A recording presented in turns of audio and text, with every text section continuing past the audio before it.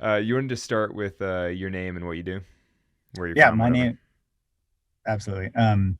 My name is Austin Sidak, and I am a freelance photographer and cinematographer, mostly working in the outdoor climbing industry. And how long have you climbed, and where do you live? What's your climbing background? So I started climbing in college in probably like 2000 and 2008, I want to say. And I've been climbing ever since then. Went like deep down the rabbit hole with that for many, many years. And so I guess it's been like 13, 14 years now that I've been climbing. And I currently live in central Washington state near Leavenworth, in the Cascades. I grew up in Seattle, so pretty nearby. And Washington has kind of always been my home one way or another, although I spent the better part of a decade living in various vans and vehicles, driving and living around the American West. Haven't we all? you know, Yeah, that's. totally. So did you uh, start climbing first or shooting first? Like, when did you pick up photography and videography? I definitely started climbing first, and it was my interest in climbing personally that led me to then being potentially interested in pursuing a career in photography and in cinematography. I had been climbing for just a couple of years, but I was seeing a lot of work done by guys like Jimmy Chin or Renan Ozturk, and I was really inspired by different films and photos and whatnot that they were putting out. And I thought to myself, I was around the time that I was graduating from college, and I didn't know what I wanted to do with my life. And I just knew that I loved being outside. I loved climbing, and it was something that even though I'd never picked up a camera before, I thought to myself, like I think I maybe would be interested in doing that. Like that looks really cool. That seems inspiring. And Yeah, it's a very, very, very long story to try to even explain exactly how I got to where I am now. But I spent, half of my meager life savings at the time to buy a computer with some editing software and a very basic um, DSLR camera, and tried to more or less teach myself how to use it all. Because I'd never studied any of it in school. I had graduated from college by that point, and was really self-taught in all of it. You just thought to yourself, if Jimmy can do it, how hard can it be? Like, I can surely do that. Yeah. Totally. Well, it is, it is interesting to me if you take a look at like a broader macro level, that most of the quote unquote successful people in this industry are all kind of that same life path and trajectory. No one like ever went to school for any of this. No one even, most of the people I know never even went to a film school or a photo school. It was all people who were just living that life to begin with and picked up a camera along the way.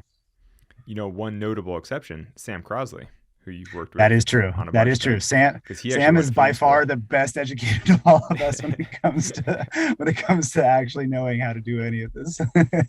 Yeah, and yet he's basically on the same path as everybody else, though, just gaining experience in the outdoors, working on different projects. It's like you're right that he is probably the best educated classically, and yet he still just has to work through all the different projects and do the same thing as everybody else, just grind out one project after another, slowly Totally. learn. Yeah. That's funny. So how do you describe what you do? Like, what do you call yourself? Um hmm. You call yourself an aspiring fireman? Yeah. I mean, at this point, totally a retired climbing photographer. No. um, at this point, I would say that I would describe myself as a freelance photographer and cinematographer working in the outdoor industry, mostly shooting, climbing, and sometimes skiing or other sports like trail running or the occasional mountain biking project or something. But the reality is most of everything that I've ever done is in the climbing world, and that is where my specialty is for sure. Is I joke that like I basically am really good at getting into places that most people are too scared to go to. And so, I just basically go to really dangerous places in far-flung reaches of the world with a camera in hand and hang out on a tiny little rope swinging around the side of a mountain and try to just hold the camera still while I point it at people like yourself. Yeah, how important is that access? I mean, talk about the difficulty in accessing these types of positions. Like how much of your shooting is the artistry of getting this beautiful shot, and how much is just being able to get there to get any shot at all? Mm, mhm. Um, hmm. I think by far the biggest barrier to entry in this industry is having the technical skills and the knowledge and the experience to even just get into position, right? Like the reality is there's so many people out there that are incredibly talented with a camera in their hands, but they simply could never get halfway down the side of El Cap, or up on some big peak in Alaska or Patagonia or in the Himalaya or something.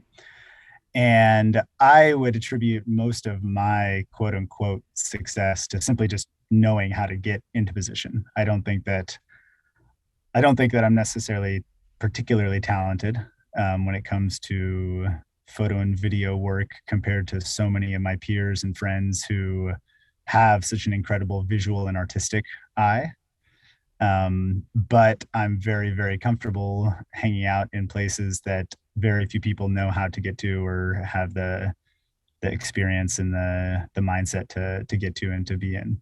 And so I definitely think that by far the biggest barrier to entry is simply knowing how to get there and simply being comfortable swinging around on a rope and having the experience of having climbed a bunch of El Cap routes and spent days and days and days on the side of a mountain. So where, you don't have to think about that kind of stuff. You can actually focus on the cinematography or on the photos when you're in that position. Because a lot of people, they'd be freaked out. They wouldn't be able to focus on the composition or on the storyline or anything because they'd be like, oh my God, I'm going to die.